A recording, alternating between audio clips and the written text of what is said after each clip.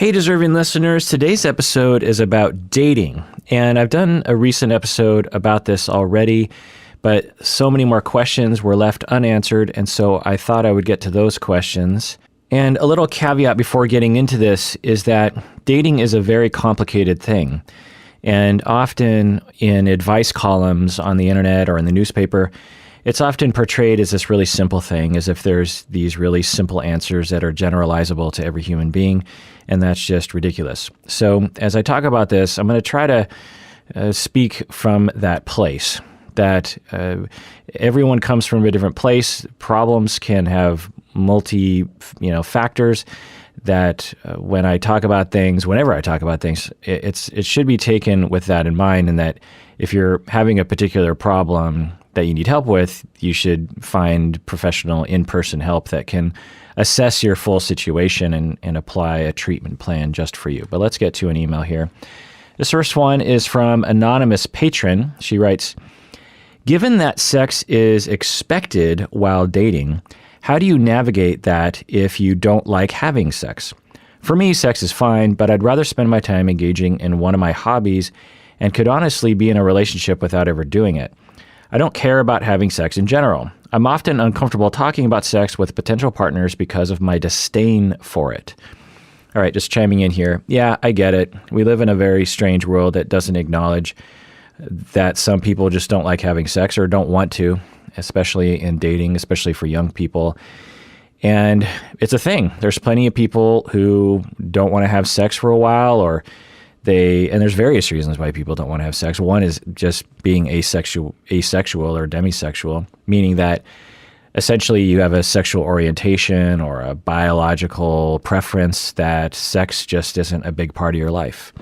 We can all imagine that there's a spectrum and maybe a bell curve, with people in the middle having an average sex drive, and you have people at the high end who have very high sex drive, and you have people at the low end who essentially have no sex drive at all. And that shouldn't be that foreign or that difficult to understand. And there's a good percentage of people who identify as asexual or demisexual, and they're just not as interested in sex, and they notice that difference between them and other people. There are other reasons why people don't want to have sex, particularly while dating. It's a very vulnerable thing. There's a lot of consequences to it. It can be fraught with all sorts of things, and dating it involves a lot of different elements. It involves having fun and socializing, getting to know someone, romance, affection, empathy, support, warmth, building a life together, hobbies. And so sex, it's just one part of it. And certainly you could do without one part of the dating thing if you wanted to. So the two things, Anonymous Patron, I would say to strive for are to look for someone like you.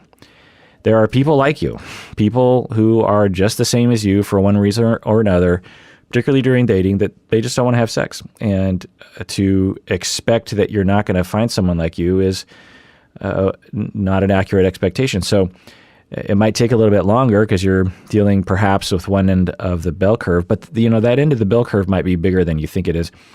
The second thing to look for is someone who likes you for who you are and what you want. So this person might want to have sex in the beginning, but likes you enough that they're willing to sacrifice that preference for who you are. And so when the time is right, let it out, or just say it from the beginning. There are probably dating websites where this is actually an option to say. I'm quite positive that must be an option. And so you can go to dating websites and just click on either asexual or some kind of indication that says, look, I'm just throwing this out there. I'm not really interested in having sex right from the beginning, but I'm very interested in all the other aspects of dating. And there's someone, a whole bevy of people out there that would be like, oh my God, I want to be with that person. That sounds so nice. Or people out there just like, well, you can't have it all in the beginning of a relationship, and I like everything else that I see on the profile. So it's a good litmus test. You want to eliminate those, and really, it should be truth in advertising, right?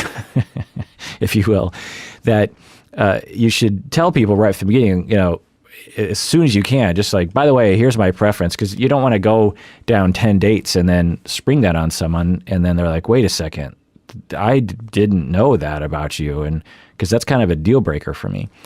So find your people, find the people who are like you or who like you for who you are, and move on with life. And I get it. We live in a very broken society that shames and stigmatizes these kinds of things. And, just, do your best to combat that in your mind. There's nothing wrong with you. All right. This next email is from Leslie. Leslie writes, have you ever covered the topic of interabled dating, where a healthy person dates someone who has a disability to some varying degree? My disability will dramatically affect my partner's life, and realistic expectations should come alongside the whole love is enough romanticized ideal. I want very badly to have a relationship and companionship, even though the terminal nature of my condition means that my life expectancy is much shorter. The truth that a healthy, happy, loving, interabled relationship is extremely possible seems to get lost. I feel that there should be a much more open conversation about the harmful stigmas facing interabled couples. The healthy partner has to balance their caregiver role with the role of lover and friend. This often makes things more difficult than the disability itself. People tend to have weird fetishes. They see you as a charity project. They use you as an object that helps them feel better about who they are. Also, not everyone is cut out to handle extreme and challenging maintenance of their partner, bathing their partner, toileting their partner, giving them medications through IVs, feeding them through tubes. End of email. Yeah, Leslie, I'm glad that you emailed me about this. I've been wanting to talk about this for a long time, and yes, it is almost never discussed. And of course, it makes sense, right? Most people want companionship. Most people want long-term romantic relationships. And people who have health issues that make it difficult for them to get around or difficult to even go to the bathroom by themselves or even to bathe. Of course, those people, if they want, most people want romance. Not everyone wants romance. Not everyone wants sex in their life, but most people do, meaning most people who have a disability also want romance and companionship and sex in their life. And so we often, as a society, just look at some people and say, oh, well, yeah, sexuality or romance or companionship, that's just really not going to happen. And why? I mean, it's like, why not? This is such a stupid thing. They're too far gone. There's just no way it's going to work. And that's just, it's so much easier for abled people to do that, right? Just be like, well, I don't want to deal with it, so let's just not have that on the table because I don't want to have to think about that or deal with it. And yeah, I hadn't heard this angle of it before, but that people dating disabled people might have a weird fetish, which could make you feel objectified, of course, that they see you as a charity project or as a way to make themselves feel better because they feel bad about themselves. Yeah, I mean, that sounds really rough. I will say that for even people who don't have a disability, it's not like dating is a walk in the park. So I'm guessing that these additional factors make it additionally hard, but I'm guessing you also would experience all the other foibles of regular dating. Yeah, I don't know what to say. It's not really my area. I don't have any clinical experience with this and very little personal experience with it. But Leslie, you raised the awareness of me a little bit. I learned a little bit from your email, and now the listeners have as well. So let's all do what we can to not dismiss and discount and turn away and make invisible human beings who have disabilities, to not say, well, they're too far gone, or whatever we say to our stupid selves that denies a certain section of the human race a right to this sort of things that people should have if they want it. And that the stigma around it or the discomfort around it, we just have to get over ourselves, really. All right, let's go on to another email. All right, this next is just a comment from YouTube. Adina from YouTube, she says, Me and my boyfriend have found ourselves at a plateau in our relationship. And while I want to keep working on our relationship, he says we have nothing good going for us anymore. How can we keep the spark alive while long-distance dating during the pandemic? Well, Adina, that's a tough one. Whenever there are these kinds of questions, I usually try to look for something to grab onto, generally speaking, because of course I don't know your particular situation. But the detail you give here is you want to keep working on your relationship, but he says that you have nothing good going for you anymore. So I understand that it sounds like you want to retain the relationship, you see potential there, but from the way you characterize that, it sounds like he doesn't. And what to do about that, I don't know. I guess you'd start from the beginning of just trying to help him, if you can, see what you see in the relationship, and maybe that'll inspire him to want to work on the relationship as well. But there's a possibility that he doesn't want to be with you anymore, and that's sad, and you do what you can, but you also have to take care of yourself and not overextend yourself chasing something that you'll never be able to catch. So, and then you ask this other question, how can we keep the spark alive while long-distance dating during the pandemic? This is a difficult one, too. I've been getting this question ever since the pandemic started, and I just don't know the answer. I wish that and of course the internet has all these answers, and I've even been interviewed for different articles and other sorts of things on this topic. People reach out to me and say, what do we do during the pandemic, whether it's clinical or social or romantic or mental health or something. And there are things we can do, right? Obviously, video chatting, social distance, socializing, like going for a walk while standing 6 feet apart, getting animals in your house. That's what we've done. Just added another puppy to our lives, and that livens up the house a little bit. Having hobbies, taking care of yourself, good sleep, all those kinds of things. But, fundamentally, we are not made for this kind of life. We are not made to be the Unabomber. We are not made to isolate ourselves. And although we have access like never before of the internet to have screen time with people, that's not the same. It's not natural. It's like looking at a picture of nature as opposed to being in nature.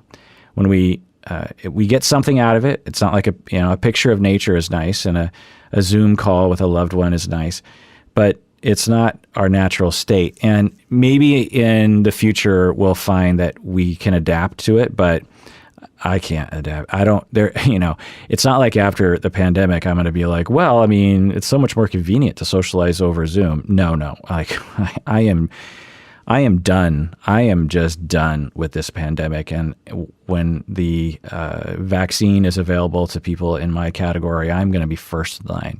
I don't care which one it is, as long as it's been tested sufficiently, just give it to me. I want this to be over. So, I don't have any good advice, really. Keeping the spark alive while your relationship is suffering and you're in a long distance situation, you can't see each other. Of course, you can create a pod, right, where or whatever people are calling it, where both of you long distance try not to see other people and you try to see each other in person every now and then. Anyway, let's go on to another question. India Dawkins on YouTube says, how do you successfully go from a normal relationship where you live together and see each other regularly to a long distance relationship, especially if you've been together for a while? Yeah, same thing. I have tips for long distance relationships. I have a whole episode on it. You can listen to that. But from my memory, it was try to see each other in person as much as you can. Try to be involved in each other's daily lives through phone calls and texts, other kinds of things. But it can be done for sure. Lots of people survive long distance portions of their relationship. So it's not like it can't be done. But the key is that you want to do all the normal things in a relationship, like listen to each other and express your needs in a non-accusatory way. But you have to do these extra things that would happen naturally if you did see each other in person, I remember the other tip was make sure that you communicate about how to communicate. Don't assume that the other person wants to communicate in the way you do. One person might want to text 100 times a day. The other person might want to talk on the phone an hour every 2 days. Don't assume that the other person has the same style or preference as you do. And doesn't mean you don't compromise. It might mean, but don't just forge ahead, and don't ignore the other person's signals about how they want to communicate. You want to communicate about how you're going to communicate. Cat Pillar on YouTube says, are long-distance relationships a good idea? Yeah, they're not a bad idea.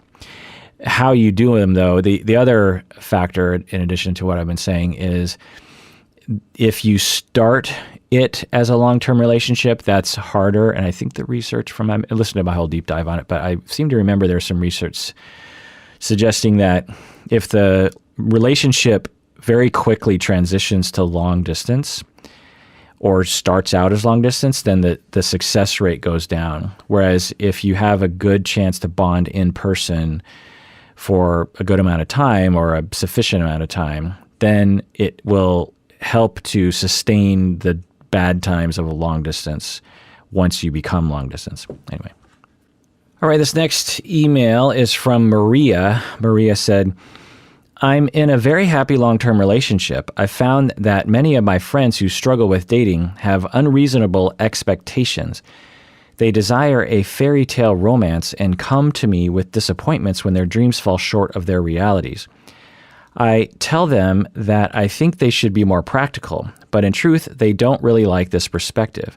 Many of them interpret my suggestion as telling them to settle for less than they deserve. Do you find that people over-idealize relationships? Am I not being fair to my friends for giving the advice I do? End of email. I'll say it's hard to say because it could be one of two things. One is it could be that they are indeed striving for what they deserve and want, and that they shouldn't settle.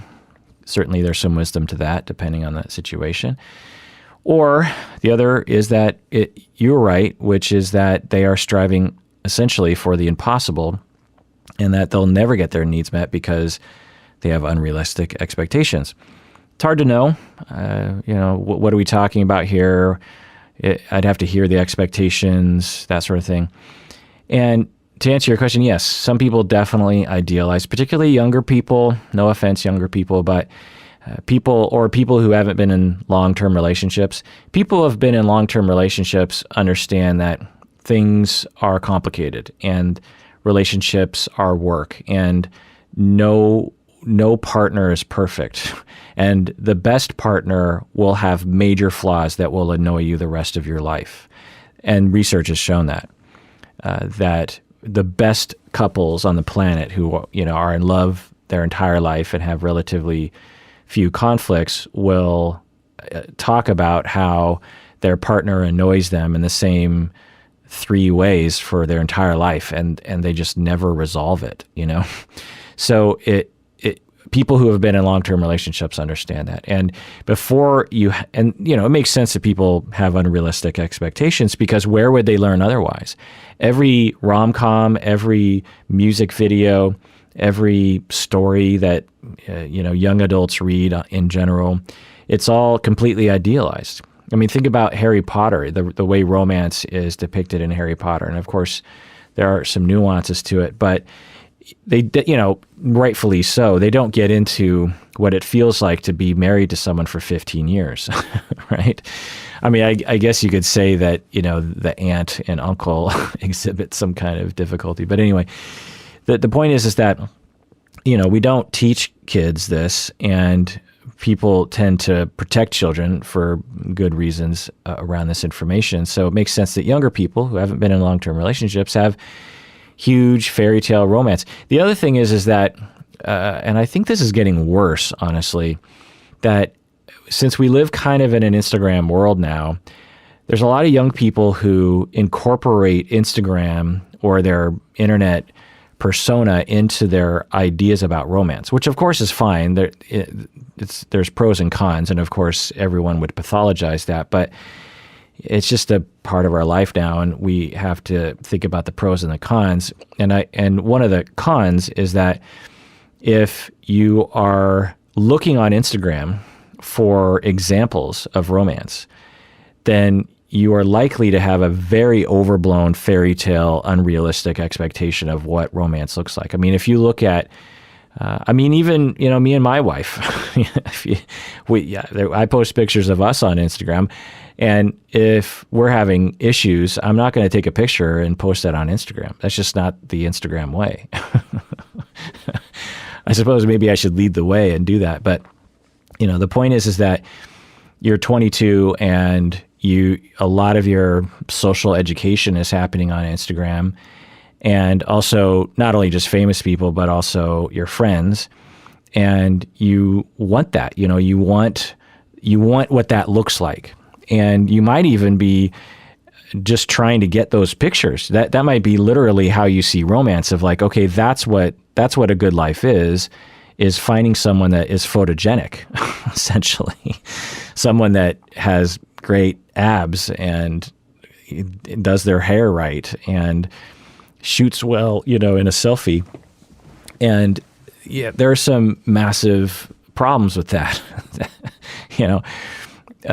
Love is so much bigger than that. And we evolved to connect to people based on emotional safety and on having similar values and building a life together and stability and compatible, sense of humor and these kinds of things. And of course, there's nothing wrong with having Instagram compatibility a part of that, whether you're, like two people who hate Instagram probably fit well together in that way and vice versa. But anyway, yeah, people idealize and have always idealized, and that's fine. So the other thing I'll say is that I'm not pathologizing younger people. When I was young, I did it too. I kind of consider it a part of the growing up process. And I remember saying this is before I was a therapist, I had all these kinds of therapist-y things that I would come up with, these little wisdoms that I even called them little wisdoms at times. I had a song in high school where I actually referenced these little wisdoms.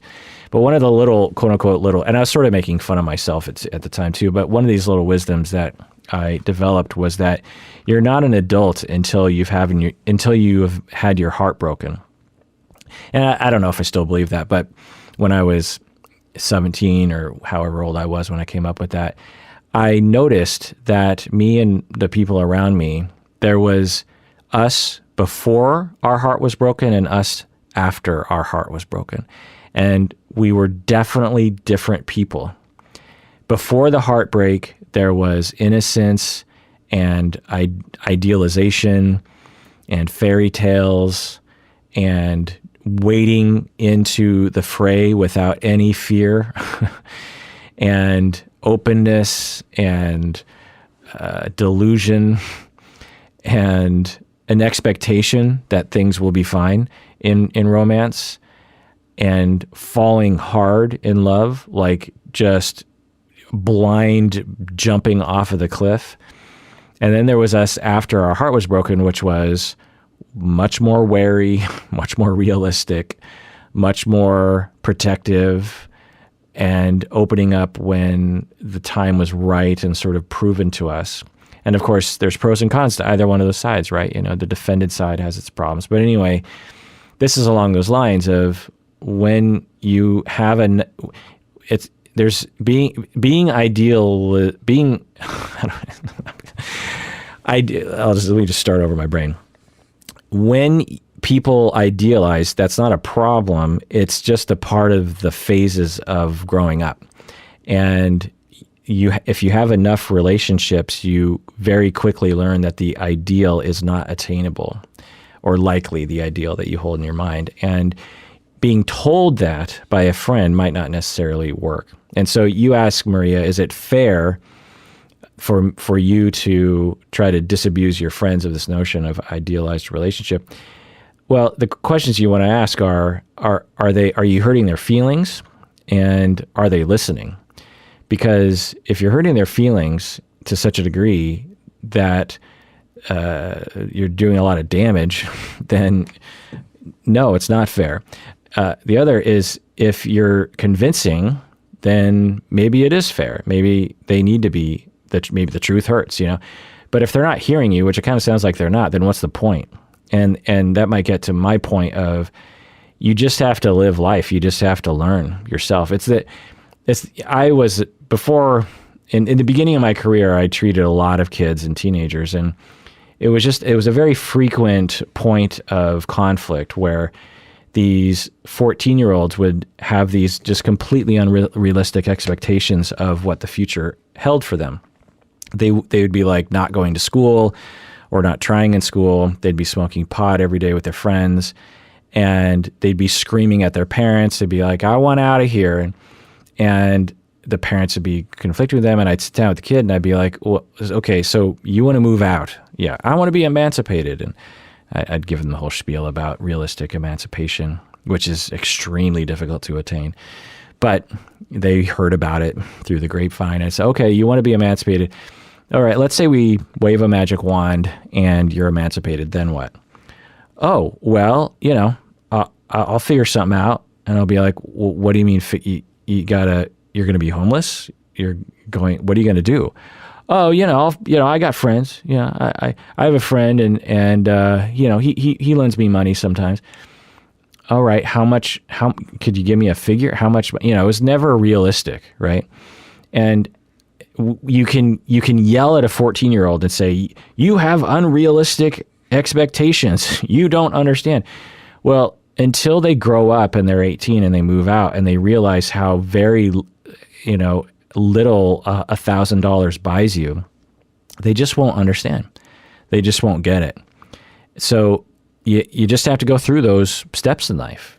I remember when I was in college, I remember thinking, all I need is a low-paying regular job, and I'll be fine. Just $30,000 a year, and I'll be fine. Now, of course, this is $1995, but still, I remember thinking that $30,000 would be fine, and $30,000 is probably below the poverty line in Seattle, and you're not going to be able to pay your bills on in Seattle anyway. Anyway, my point is that you can be smart, but until you live it, you just don't know. Anyway, let's go on to another email. All right, Haley Pin on YouTube asked, I'm from South Asia, and dating before being old enough to marry by our society's standards is considered a sign of bad upbringing. Would it be wrong for me to date this guy that I like? My parents are conservative and would not approve. Any help is appreciated. All right, so Haley, you're saying you're from South Asia, and in your culture, dating before you're old enough is considered a sign of bad upbringing. It's like shameful on your parents, right? And you're asking, would it be wrong for you to date a guy that you like? Your parents are conservative and would not approve. I don't know the answer, Haley. From my Seattle cultural perspective, I would wish that you could date who you want to, depending on how old you are. I don't know. You don't say how old you are, but depending on how old you are, then in my culture, then I would say, yeah, you should be. But it's more important that your family life go well. Dating when you're 16 is important and perhaps a big part of some people's lives, but usually a bigger part of our life is our family. And also, if you just forge ahead against your culture and against your family, that could be really unsafe in a lot of ways, literally. And so although I understand from my cultural perspective, if my parents, when I was a teenager, I don't even know how old you are, prevented me from dating, that would be pretty rough. And I would not feel good about that. So, but my culture would have supported it. So, if your culture and your family don't support it, that's tough. And I don't know what to do. If I was in your culture, if I knew your situation, I might be able to advise a little bit more. But even then, I'd probably say the same thing because you're there living your life. Now, the thing to think about is that dating as a behavior usually is something we're always trying to get our needs met. That's an important thing to remember. So we're not trying to date. We're trying to get our needs met through dating. So if you can figure out what needs you need to be met, through other ways besides dating. Like maybe what you're looking for a number of needs being met. Like you need companionship and romance and maybe sexual experimentation and fun and humor and something to do on the weekends. Well, some of those needs can be met through friends, right? And maybe you wait on the other needs being met until your family and your culture can approve. So maybe that's what I'll say to that. All right. Actually, let's go to a break. Get back. Let's continue reading these emails. All right, we're back from the break. This next message is from Jessa from Facebook. She writes, "Why do people ghost? Ghosting seems to be normalized now, and a lot of my friends won't date for fear of being ghosted. How does one get over their fear of being ghosted?" End of email.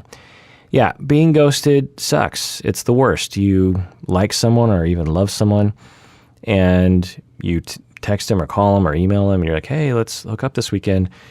And they just don't reply, and then, you're getting a little worried after day 2. You text them again, they don't get back to you.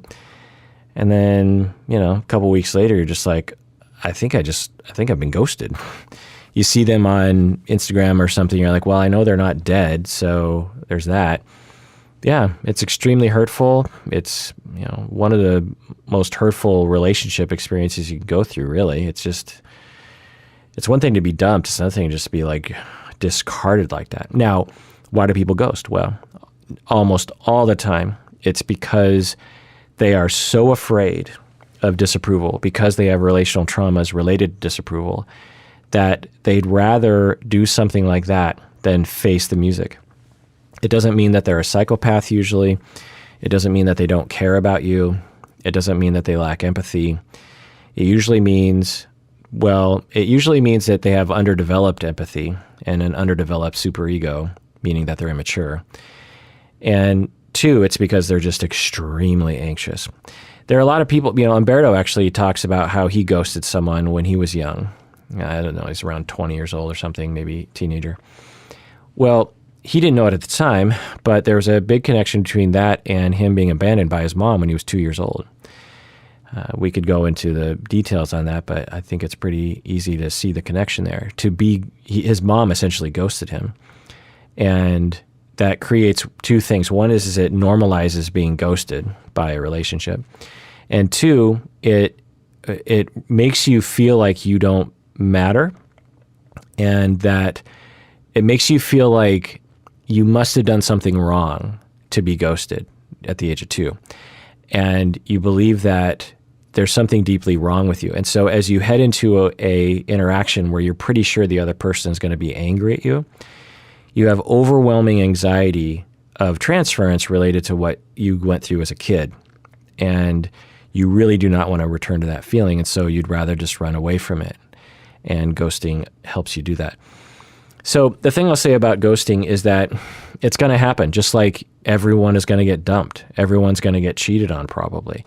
Everyone's going to be treated badly. It just happens. This notion that you can go through dating life and avoid being ghosted, avoid being dumped, avoid being cheated on, avoid being treated badly is just a mismatch of expectations or wrong-headedness. If you're going to head into the reason why dating has so much anxiety for people isn't for no reason. There's a reason why we're terrified of romance. There's a reason why we have butterflies in our stomach on the first date. There's a reason why when we fall in love, we use the phrase falling in love. Falling isn't a good thing. Falling is deeply ingrained in our DNA as a bad thing. Falling out of a tree, falling off a cliff. This was akin to death. And when we fall in love, we use that language because it feels like falling. It feels scary because it is scary. You don't know what you're doing. You don't know what's going to happen. Your life is in someone else's hands. Your heart is in someone else's hands. And the reason why we have that feeling is because we very much know that we can get dumped, we can be treated badly, we can get cheated on. It's going to happen. We're going to get ghosted. It's going to happen. So to avoid dating because you're trying to avoid being dumped or a bad experience is to avoid life. Now, there's nothing wrong with taking a break. There's nothing wrong with saying, I don't want to get into it right now. But to say, I want to date, but I don't want to get dumped. Or I want to have romance, but I don't want to risk being ghosted. Well, that's just wrong-headed thinking. You can't guarantee that. There's just no way to know. And so you're going to have to do it. Like, you can't say, well, I want to become a therapist, but I don't want to flunk a class in graduate school. Or, I want to become a clinician, but I don't want to experience a bad feeling as a clinician when I'm helping people. You got to get your hands dirty. You can't work on the farm and say you want to keep your fingernails clean. It's just a part of the thing. You can have that silly wish, but it's going to happen. So if you're going to date, you're going to get ghosted. And I'm not saying that doesn't suck. I mean, like I said, it sucks. It sucks to be dumped. I mean, it is, for some of us, one of the worst experiences of our lives that is retained. The pain of it is retained until the day we die, to be dumped in certain ways. And we have this fantasy that somehow some people can go through life without having that pain and that devastation. It's just not going to happen. So, that's just the way life is. Life is painful. So if you want to live life, you're going to experience pain. I'm not saying you have to date. I'm just saying you can't go into dating with thinking you're not going to get ghosted sometimes. You know what I mean? Now, it doesn't justify ghosting. So let me talk to the ghosters out there. And I know you're out there. When you're afraid, that's fine. You have fear. You're worried about something. Analyze it. Go to therapy. Figure it out, and don't ghost. Ghosting is not an option. There are better options. Now, you might have tremendous fear as you head into that interaction. You're like, oh, I don't want to be with that person anymore. Oh, they texted me. I'm kind of on the fence of this relationship. I'll text them tomorrow. The day goes by. You're like, I'll text them the next day. And then a week goes by, and you're like, oh, I haven't texted him in a week. Now it's weird to text him. Well, you're in the slippery slope of self-justifying a ghosting process. Stop, think, analyze your anxiety, go to therapy, do the right thing, do not be immoral and ghost someone. It's wrong. We all understand that. Just call them up or meet them in person and face the music. They're going to disapprove. They're not going to like it. They might get angry at you. And that's partially, well, I'll say it depends on the circumstance, but it's just a part of the process. Someone, you break up with them in person, they're going to get hurt, and then they're going to get angry, and they're going to say things. But know that don't take it personally. They're upset, and they should be upset. The fact that they're upset means that they liked you. That's a good thing that they're upset. If you break up with someone and they're like, oh, thank goodness you brought, I hated you too.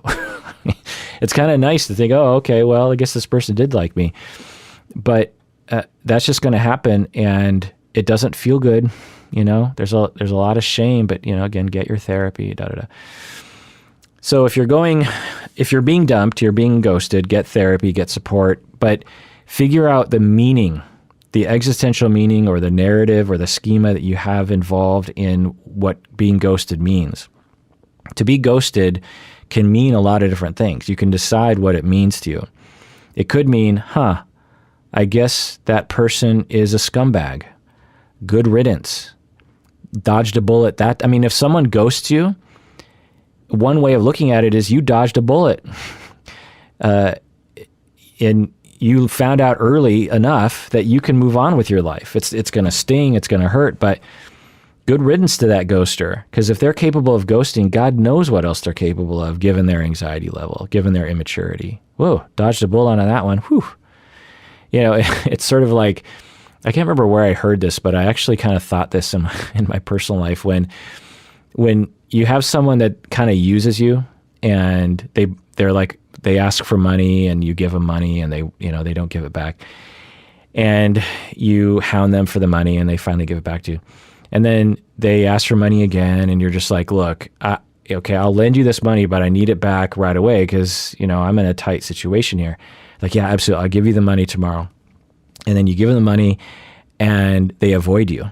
They just never contact you, and you never get your money. And like 5 years later, you're like, oh my God, that person still has not contacted me, even though we are pretty good friends. Well, you kind of dodged a bullet. You just paid however much money you paid to get that person out of your life. And you're the good guy because you lent them money and you didn't ghost them, they ghosted you. So you're the good person and you got rid of them. You know what I mean? I hope that makes sense. Anyway, so now you have this other idea in here that that ghosting is being normalized. I don't know about that. That's certainly a narrative on the internet, and it'd be a hard thing to research. And certainly, there's not a lot of attention in this area in the social sciences. But in terms of like how much did people ghost in the past, I'm old enough to know that ghosting and bad breakup behavior has been going on for decades. Bad breakup behavior wasn't invented when the internet was turned on. I'm here to tell you. So I think that's important for people today who have that narrative of like, oh, dating is so different now. I talk with a lot of young people who are dating and I don't hear that much of a difference. Certainly there's a difference with regards to dating apps and this sort of thing, but all the same feelings are there. Now, some people will say, oh, hookup culture and disposable relationships because you can just ghost someone and there's a sea of options on Tinder. I think that that's a cynical way of looking at it. Most people, if not everyone that I have ever met who uses even Tinder to date is looking for love. They're looking for a relationship, and when they find that they don't like someone, they might ghost, or they might, what's the line between ghosting and just saying, and I know there's various different ethical practices, but you go on Tinder, you meet up with someone for coffee, and it's a half an hour, and right away you're just like, no, this person is just not going to work. I want to leave. I'll entertain this person for 30 minutes. And then at the end, he says, hey, let's meet up again. And you want to be nice. You're like, yeah, okay. Shoot me a message. And then they shoot you a message the next day and you just don't reply. Is that ghosting? Well, on a certain level, yeah, because you kind of said, okay, let's meet up. And certainly in the moment, it's probably a better practice to be like, you know what? I'm not really feeling it, and I'm sorry about that. And so, I hope you have a good life, that kind of thing. It's probably better to be upfront, but certainly, I don't know, there's just a lot. Maybe you're on the fence. You're just like, well, maybe we'll meet up, and then the next day you think back, you're like, nah. And is that ghosting, to just not reply to someone that you barely met? But anyway, my point is that, people are saying that things are different now, and perhaps it is. It definitely looks different. I don't know if it's fundamentally that different, honestly. And the thing that I tell people is expectations. It's all about expectations. And this goes for people of any age. I find this to be true for people at any age. People head into dating relationships with varying different kinds of expectations. Often what people are heading into it with is, I really just hope this goes well. I hope nothing bad happens. I hope that I find someone that I can really like and that likes me, and that we can cuddle up to a warm fire and look into each other's eyes. The things that you want. And it's great to want that, but the expectations is the key. So a much more, now you can hope for that, but a much more viable expectation as you head into dating would be something like this. You'd say, okay, I'm about to head into dating and I'm going to be realistic about this. What I'm looking for are a number of things. Ultimately, I'm looking for the person I spend the rest of my life with, and we have kids and we grow old together. That's what I'm looking for. But it's going to be hard to find that person. Maybe I'll find them on the first try. I probably won't. I might have to go through dozens of people before I meet the right one. There's going to be some fits and starts. A lot of people aren't going to make it to date 2. A lot of people aren't going to want me to go to date 2. Some people are going to last a month. Most people will not last beyond a month. Some people will last beyond 6 months, maybe 1 or 2. But those people also probably will be those relationships will also probably end. Either we'll both decide, or they'll decide, or I'll decide. I'm going to have to dump people. I'm going to have to be the bad guy, and I'm going to get dumped. I'm going to get dumped on the first date. I'm going to get dumped on the second date. I'm going to get dumped on the 10th date. I'm going to get dumped after 2 years. I'm pretty sure that's going to happen. Someone's going to cheat on me. Someone's going to make me feel icky. I'm going to get too drunk sometimes, and I need to not do that. My dates are going to get too drunk sometimes. I don't know. There are going to be embarrassing moments, and things are going to happen, and I'll do what I can to make sure those bad things don't happen, but things are going to happen, and I need to just expect that those are likely scenarios. I'm going to fall in love, and they're not going to love me. I'm going to fall in love with people in all likelihood, and they'll kind of love me, but not really. And I'll think they love me, but then they don't love me, and that's going to hurt. And I'm going to cry, and I'm going to want to give up.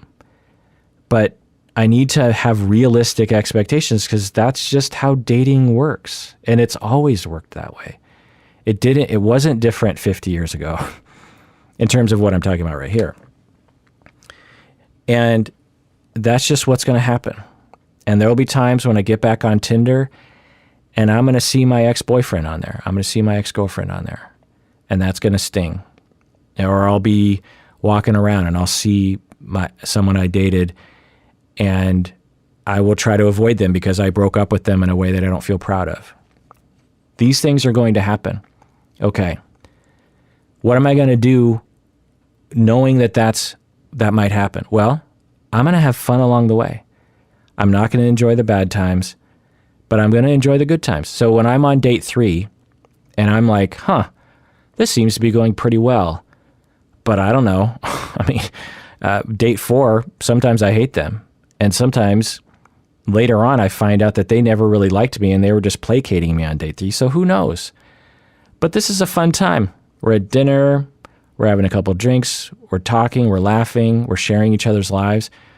This might be the last time I see this person, or this might be the beginning of a forever relationship. I don't know. There's no way for me to know. But I'm gonna live in the moment. Right now, this is what life is about. On the precipice of danger, I am having a romantical moment, and it's fun. And I don't know I have hopes, but I do not expect this to work. But if it does work, my goodness, we'll look back on this. We'll remember this day. But in all likelihood, this won't last, because they don't usually last. But I hope they last. I hope this one lasts. I like this guy, but I don't know. Maybe I won't like this guy. Maybe this guy smells funny, and I'll be like, no, I don't like you anymore. That is a realistic narrative. It's not the only realistic narrative, but it is a realistic narrative. And so few people head into dating times with that kind of expectation, with that realistic narrative. They just head in like they're just in it. They're either, a lot of people I find that they're like, okay, and a lot of people will build it up for a long time. They'll just be like, okay, I'm thinking about dating again. Okay, well, so I get when I kind of go through the Rolodex of what I've seen clients do, they'll either have this idea like, oh my God, this is going to be great. And then something bad happens. And then they're like, oh my God, run away. And then they run away for 5 years. Or the other thing that they will say is, well, what's the point? It's not going to work.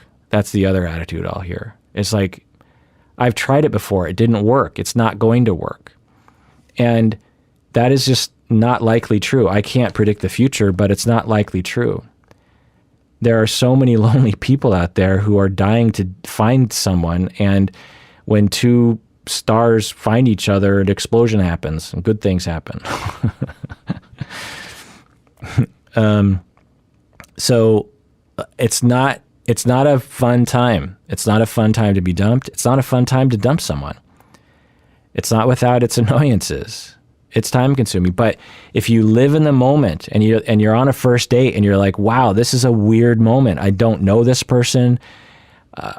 I'm getting to know them, and we're having some tension, but there's some laughs, and I'm just going to live right now.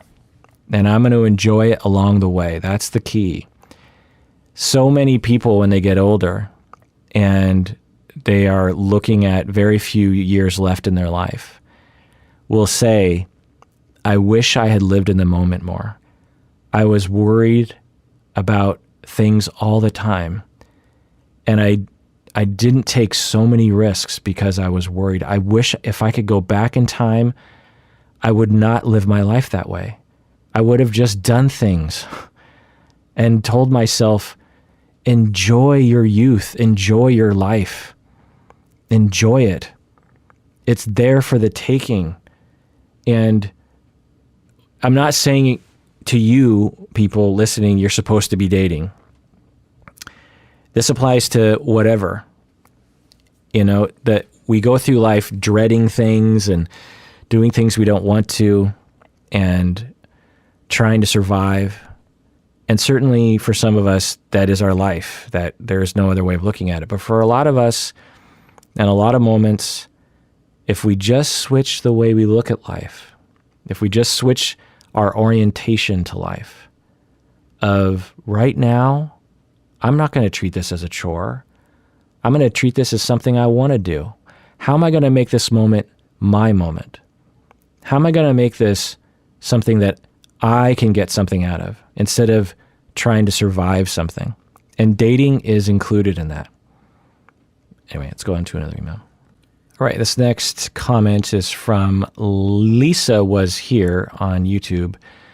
They ask, what are the best ways to get over someone who loved you someone you loved dearly? What are the best ways to get over someone who you loved dearly? The best ways. So there are two ways of thinking about this. One is dysfunctional and one is not. The dysfunctional one is this phrase, get over. I talk about this all the time, particularly when I'm doing the YouTube live stuff. If you don't know, and you're listening to this podcast, I do every now and then, usually on Thursdays, well, always on Thursdays at 2:00, we do a YouTube live Q&A for about an hour.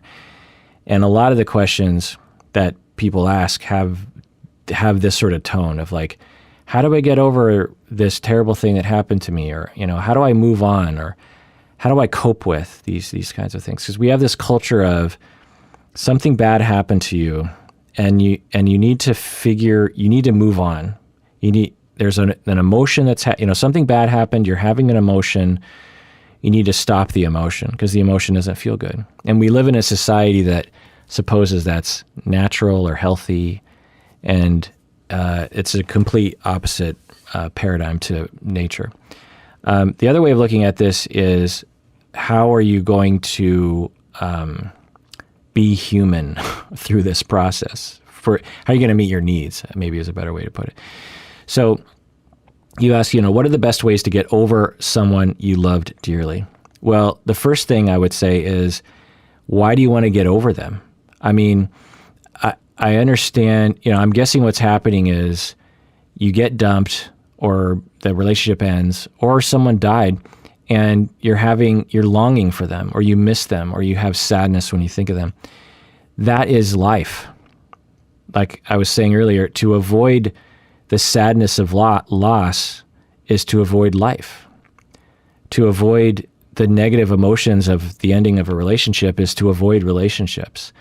So it's just going to happen, and it sucks, and I get it, but it's a part of life. Suffering is a part of life, and we do not run from reality.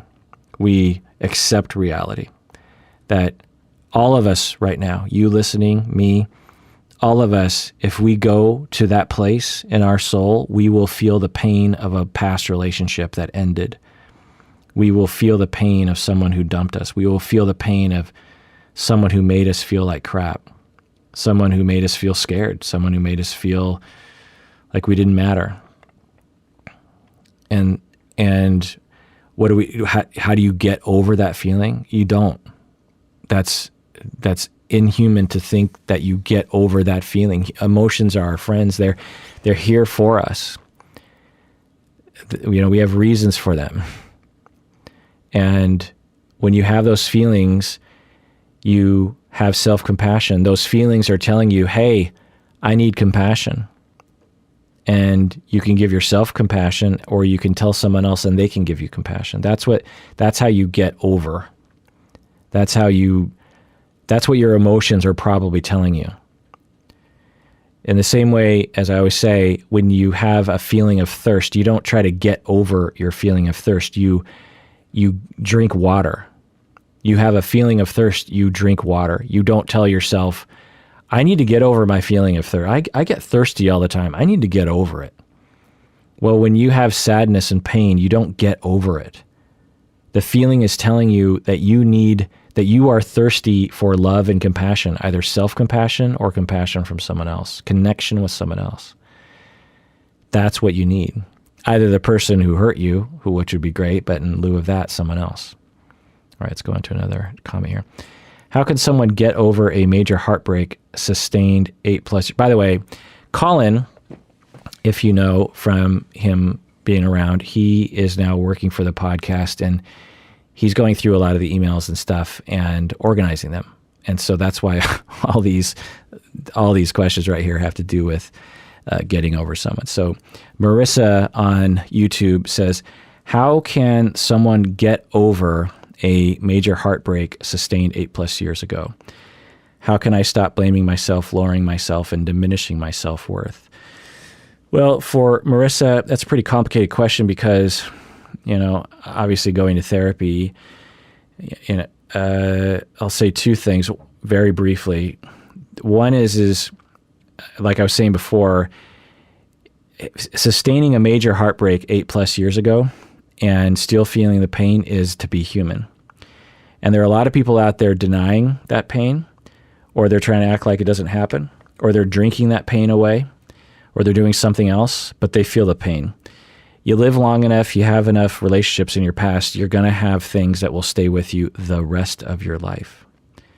And that sucks. Doesn't feel good, but it's there. It's human. I don't know anyone past a certain age who has been in enough relationships who doesn't have a handful of things and relationships in their past that they are still having waves of emotion around. Now, the second thing I'll say is, how do you stop blaming yourself? Well, it's probably a therapy thing. And so there are probably two things happening. One is that you're experiencing the normal ongoing grief of something that was really hard. And two, you have this other overlapping issue of self-blame that predates the relationship and all like that. Anyway, the Ingrid Josep on YouTube says, how do you get over a heartbreak? I feel like I answered that question. Prab on YouTube says, in my eyes, there's no person better than my first love, which makes it hard for me to have new relationships. How do I get over them? You hear that phrase? How do I get over them? I hope y'all don't do that to yourself. Don't say, how do I get over that? Now, it depends on what we mean by it. I think for some people, they might be like, well, how do I properly grieve it? Maybe that's a better phrase that people should be saying. How do I grieve? Well, you grieve by feeling. Actually, so there are two modes to grief. There are not 5 stages of grief.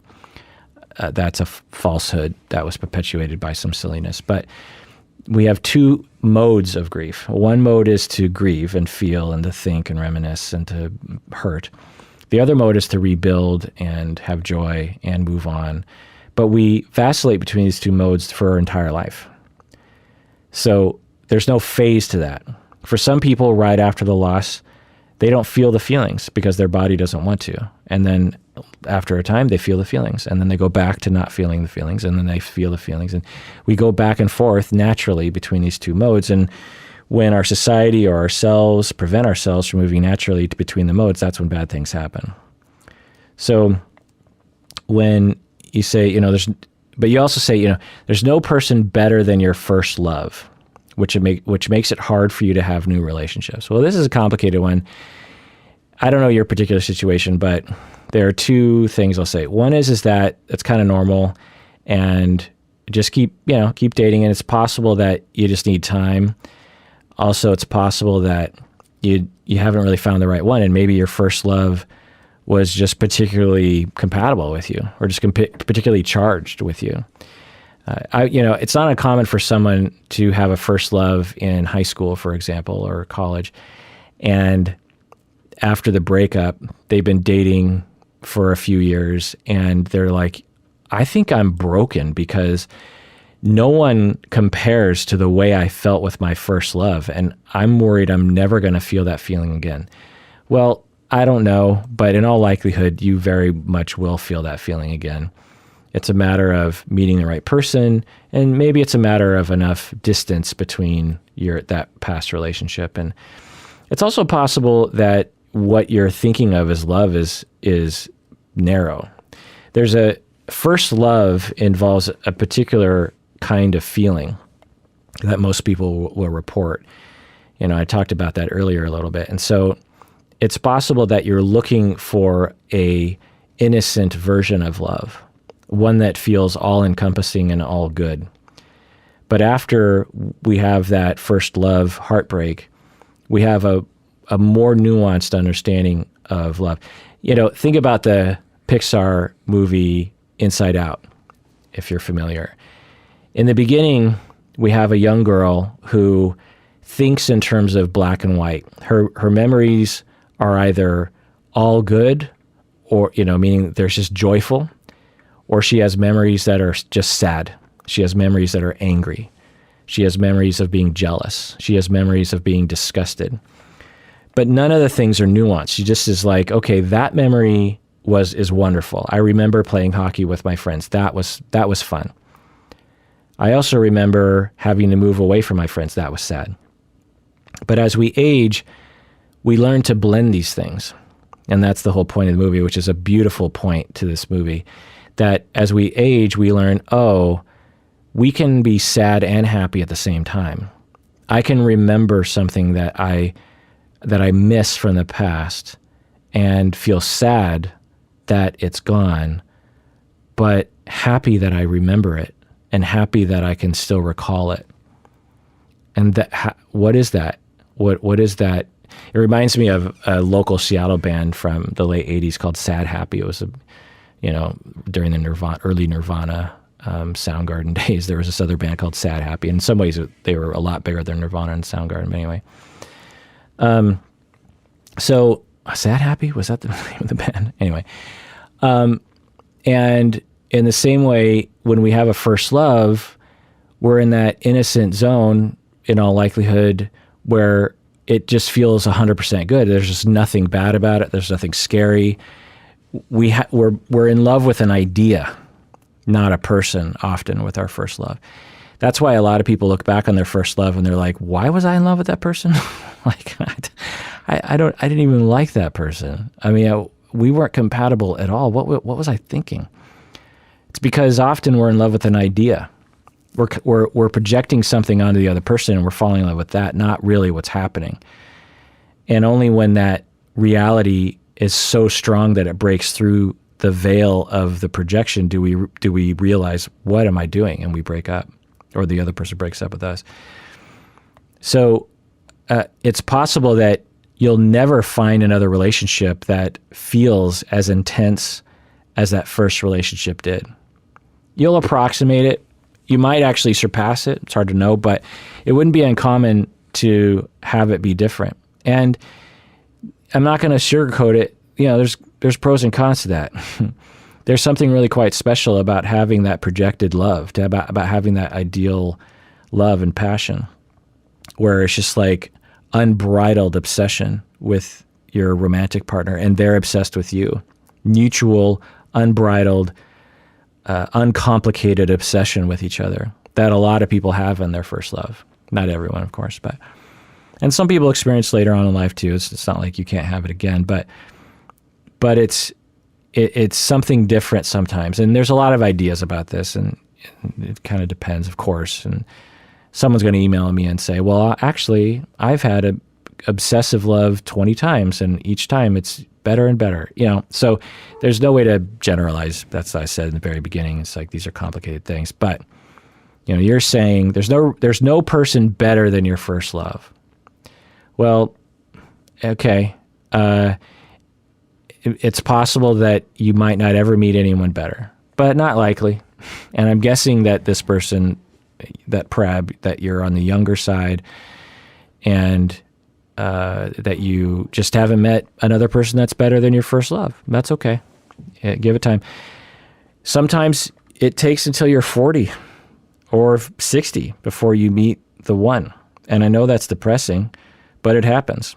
And it gets back to that expectation around dating that I got to. It's like, okay, I'm going on Tinder. I'm going to meet my husband. Okay, you might, but this might be 40 years of dating before you meet the one, where you're like, oh my God, how did it take us so long to find each other? But you can enjoy it along the way. It doesn't negate every experience on the way to that person. There's a lot of poems about this. But let's move on to some more questions. All right, this next chunk of questions, Colin lumped into questions regarding balancing relationships and kids. There's a lot of questions here. Borvarsier on YouTube says, I've been a single mom for 2 years and can't seem to get past the dating phase. I have my kids all the time except for every other weekend. Part of me doesn't want to introduce anyone to them, and it's hard to tell someone new that you can only see them every 2 weeks when my children are with my ex. How long should you wait before introducing a dating partner to your friends? Or to your kids, sorry. How long should you wait before introducing a dating partner to your kids? Okay, end of question. So I'm guessing so it sounds like this person, they had kids, they got divorced, and they don't have the kids for a weekend, for 2 weekends a month. And during those weekends, they are able to date. And so they're not able to date when they have their kids. And so they're thinking, well, if I could just introduce my dates to my kids earlier, then I could actually date and maybe sustain some of these relationships, because it's hard to get past the initial dating phase with people only seeing them twice a month, that kind of thing. Well, so it's a complicated question, and there's no right answer to this, of course, but there are some general guidelines. The first thing I'll say is that in the same way that you might need a babysitter when you go to work, you might need a babysitter when you date, In a perfect situation, you would have a village of people who can take care of your kids, and it'll allow you to go to the store or go to the bathroom or take a personal day or a personal hour or go on a 2-hour date with someone or whatever. And this whole notion that parents, particularly single parents, are supposed to not have a village is just destructive to everyone, by the way, not just the parent, but to the kids too. So if you can, go on a campaign to get a village, find other single parents that you can share with. You get another single mom friend, and when she has a date, she drops off the kids at your place for the 2 hours and vice versa. So it takes a village, and that would be the first thing I would say before jumping to, well, how about I just introduce the kids to these people I'm dating? We all understand the risks to that. One is that as the kids become attached to these people and then you stop dating them, that could be hurtful to the kids. It depends, usually single parents can kind of gauge that. It's like, okay, well, if someone I'm dating just comes over and plays Monopoly one night, it's not like my kids are going to get attached to this person, I don't think. But what if, he or she comes over a lot? Okay, now we're looking at something different. And that's a serious issue. When kids get attached, when anyone becomes attached to anyone and that's ripped away from them, there's damage. People depend on longevity and stability and safety and security, and so be mindful of that. But at the same time, you deserve to date. So get a village, figure it out, that sort of thing. The other thing is finding other parents that are divorced who understand your situation, right? That can help sometimes. Or just tell people you're dating, just be like, so just let you know, I have my kids all the time, and I'm only without them twice a month, and so I'm only going to be able to date you twice a month. And I really hope that you can handle that, because that's kind of what I need. Just have a upfront conversation. With some people, they might be like, not really my thing. I'm guessing if you found people who also had kids, they'd be okay with it. But then you just ask a very direct question, how long should you wait before introducing a dating partner to your kids?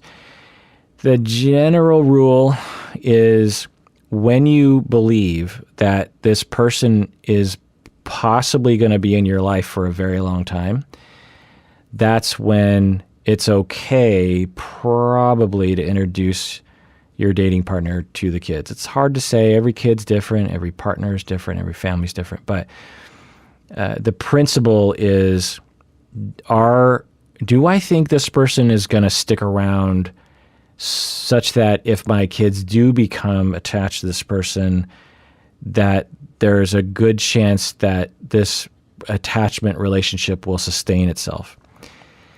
Now, it's not the end of the world if you date someone for 2 years and you break up and they never see the kids again. It's not the end of the world. It's not ideal, though. So, but it's not going to put a kid in therapy necessarily, but it can, is the thing.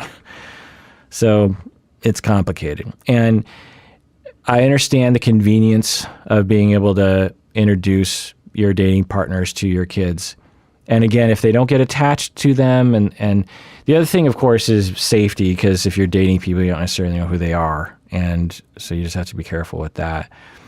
The other thing I'll say is that depending on the age of your kids, for them to witness you in a dating scenario, in a dating vibe, can be kind of destabilizing. For them to see you in a vulnerable place can be scary to kids. So it's just another thing to think about. It's pretty complicated. Obviously, I'd talk with a therapist about it. All right, this next message is from Elise. She writes, I'm 46 and have never married or had children. I enjoy being single, but I get a lot of discrimination from society. Is something wrong with me because I'm single and childless by choice? End of message. No. There's something wrong with you. Of course, society will think there's something wrong with you. For women to be unmarried, they'll say, oh, what's wrong? What's going on there? And if you don't have kids, oh, you must be a cold person. Yeah, it's ridiculous. A good number of people, and women included, never have kids. So, but they live in silence often, or they live in invisible lives. A lot of people just think, well, doesn't every woman want to get married and have kids? It's just this really ridiculous notion. There's nothing wrong with getting married and have kids, of course, but there's also nothing wrong with being like, yeah, overall, not for me. I mean, it is 100% fine. And my goodness, our society is just some of the dumbest sort of elements, and this is one of them. It's like, society, you can't stretch your mind that far to include that it's okay and normal. And why would you want to force people to do something they don't want to do? And what's it to you? You know what I mean? It's like, let's say your favorite thing is to wear high heel shoes and you just judge everyone who doesn't wear high heel shoes. What's wrong with you? You don't wear high heel shoes. Why would you wear flats? Why would you wear tennis shoes? I mean, what is wrong with you? I mean, all of a sudden that's like, it's just a goddamn preference. So, F off. And to have kids it's a preference. It's a life choice. And to get married, it's a preference. It's a life choice. And you could, there's pros and cons to being married, right? There's pros and cons to having children, right? So for many people, the pros outweigh the cons and they have kids. And for some, the pros of not having kids outweighs the cons. And so they don't have kids. So, we need to grow up, people. Come on. All right, this next message is from Ain. They write, it seems there's a recurring theme of parents not giving their children enough love and attention, which leads to those kids having relationship issues as adults. I know there's no perfect book on how to raise children, but I have a 2-year-old, a 1-year-old, and a 7-week-old, and a full-time job.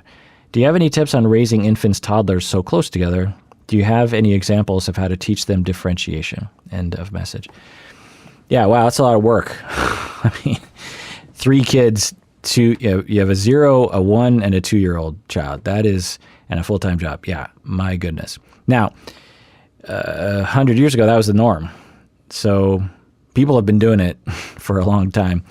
It's not like it can't be done. And the way you do it, if I have tips, regardless of how old your kids are, it's this. It's attunement. So notice, and every kid's different. And you know probably better than anyone that the same biological mixing, the same two parents can have wildly different kids with wildly different dispositions. So you have to be attuned to their specific personality. You notice their emotions as often as possible, and you react accordingly as best as you can. So your 1-year-old seems sad, or your 2-year-old seems jealous of the 1-year-old, of what the attention the 1-year-old's getting. Well, you attune to that. Now, it doesn't mean you have to give into it. That's actually not necessarily what you want to do. You don't want to give. One of the worst things you can do to a kid is give them the idea that they rule the world, because they do not. But at the same time, they deserve to be attuned to. So you notice their feeling. Okay, Johnny, 2-year-old Johnny. Okay, Johnny, I see that you're frustrated with your younger sister. I see that. And I'm sorry your younger sister is annoying you. That's where you start. Now, beyond there's, case-by-case basis, but that's the key. Children, everyone, wants their caregivers, their loved ones to see them. Children know they cannot deal with things on their own.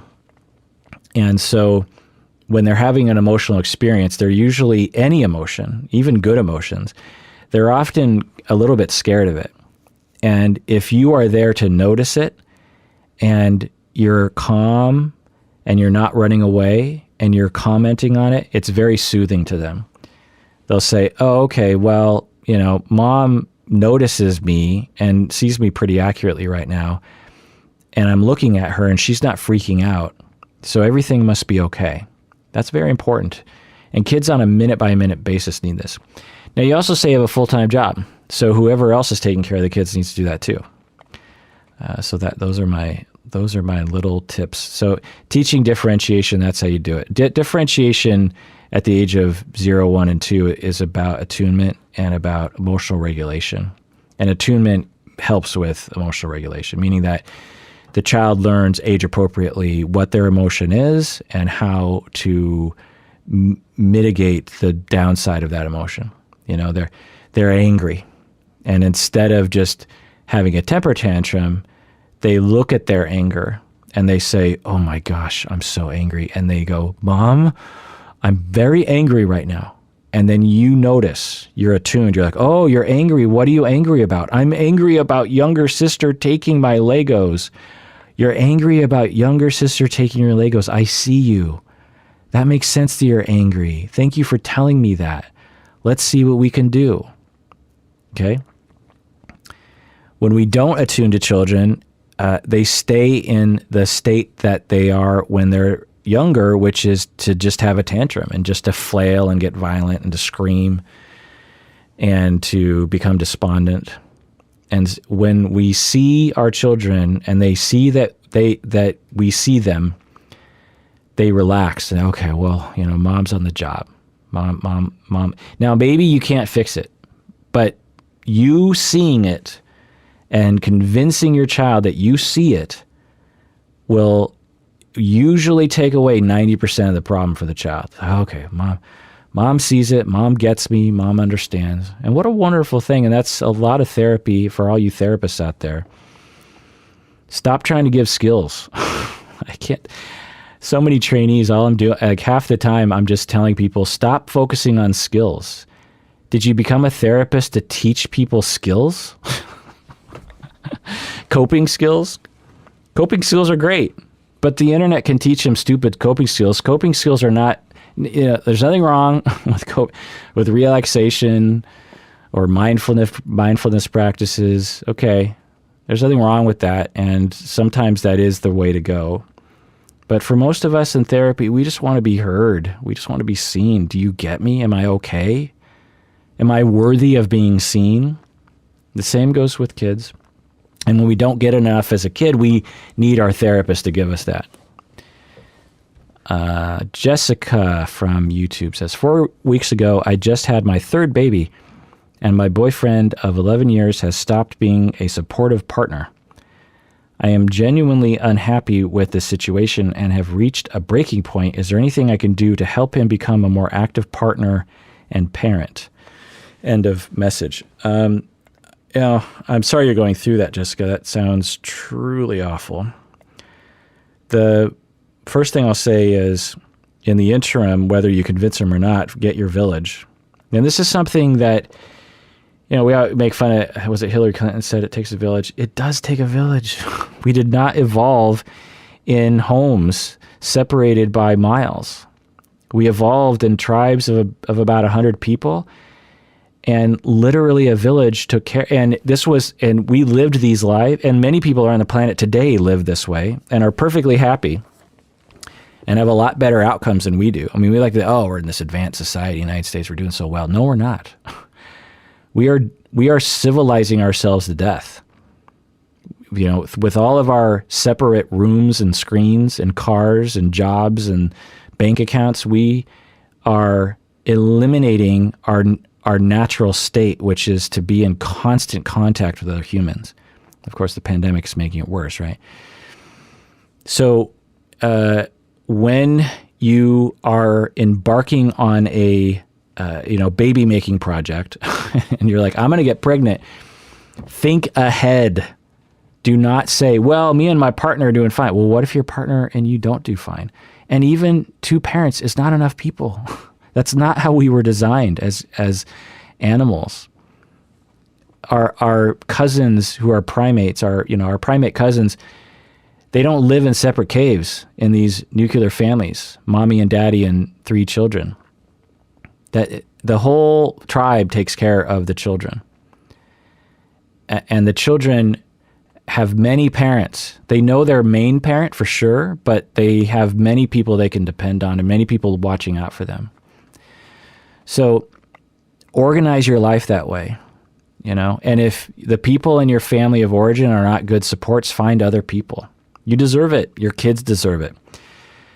One of the best, I see two different kinds of families. I see families where they do the American dream, where they buy a house on a hill and they wonder why they're so sad and why their kids are unhappy and they're separate, And a part of this is economics, by the way, too, and political, where you don't pay women enough, and then a lot of times single parent, a lot of marriages end in divorce, and then we expect the mother to take care of the kids, and then we don't pay women enough, and they're working 1.5 jobs and they're stressed out and they're on their feet all day and they hate their life, and then to come home they're supposed to parent. There's a lot of political and social forces at play here, of course, but I see that, or I see the nuclear family, 2 parents and 2 kids and working all day and separate from everyone else.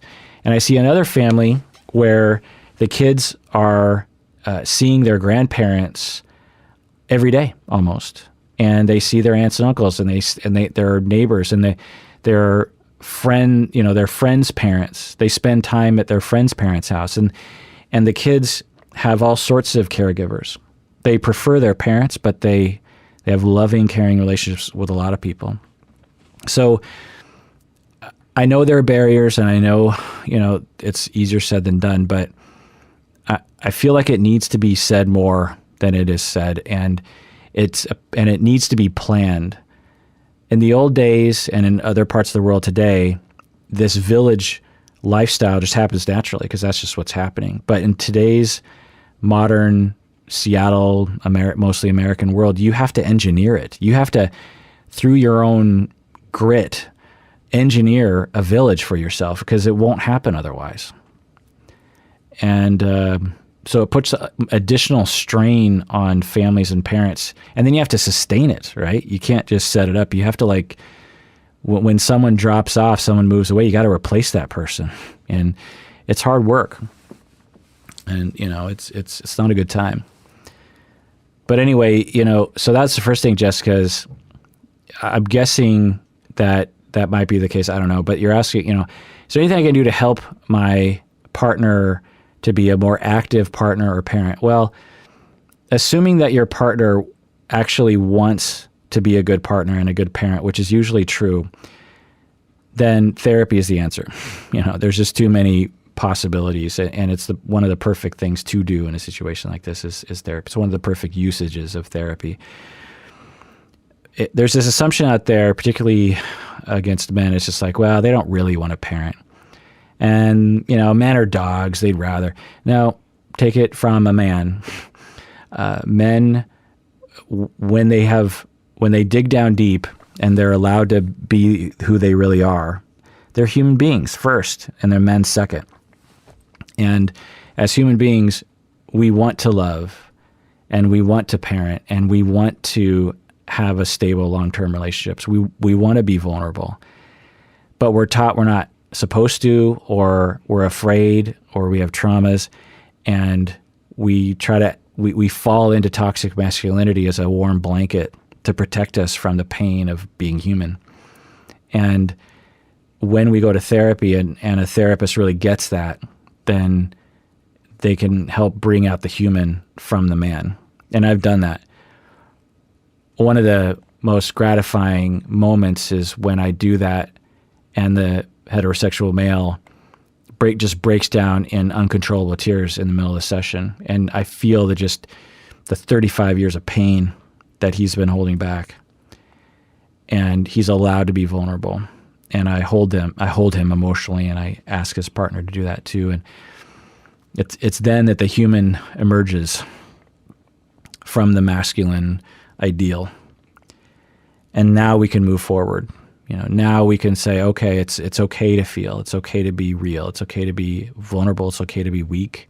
Quote unquote weak. It's not weak to be human, right? But it's okay to love. It's okay to not know what you're doing. Because that's another thing that men are taught. The whole thing of like men don't ask directions. It's true. Research shows that. Women are much better at pulling over and saying, I don't know how to get now. Now we have GPS, so it's never an issue, but in the old days. But you're putting together an IKEA furniture. Now, this doesn't mean that some women don't do this too, but men are particularly taught this. And in relationships and in parenting, we often don't know what we're doing. And men don't want to ask for help. It's another reason why men die earlier. People think like, oh, men die earlier because of physiology. No. There are so many other sociological, gender, socialized notions that actually cause men to die. Most of us understand that women live longer than men. Well, one of the major reasons that they know for sure, because they can account for this factor, is men are taught to not ask for help, and so they don't go to the doctor, or they don't say, "Hey, I'm not feeling well." And no one comes to their aid. The masculine ideal is to just grin and bear it. Is like, I don't need a doctor. I'm fine. I'll just walk it off. That, of course, if you teach a whole group of people that they can't ask for help, they're going to die sooner than later. Because when something goes wrong, you need to talk to a physician. You need to talk to an expert. You need to ask for help. So when men face parenting and they're confused and men aren't often socialized when they're children on what nurturing looks like, right? Girls are given dolls often, not so much anymore, but in the old days they were. And men are given Tonka trucks, right? And so girls are taught like, okay, here's how you nurture. And for boys, it's like the opposite. Here's how you destroy things. And so men are particularly confused when they head into the baby nurturing activity. They're just looking at this baby. I don't know what to do. What do you? And they believe it's them. They believe I can't. I'm inept, and they don't want to face that. They don't want to ask for help, and they don't want to admit they don't know what they're doing, and so they just run from parenting altogether. Happens a lot. So therapy is the only answer. I mean, I don't know, as a partner, Jessica, what you could do for that. You can go to your partner and say, I don't know, maybe you could have them listen to this whole section of the podcast. I don't know. But there are books on this too, books for men that are in their language trying to help them out. But finding a therapist that specializes in gender socialization and masculinity can be helpful. Yeah. Anyway. Wow. Who knows, with dating questions, I'd be getting into that kind of stuff.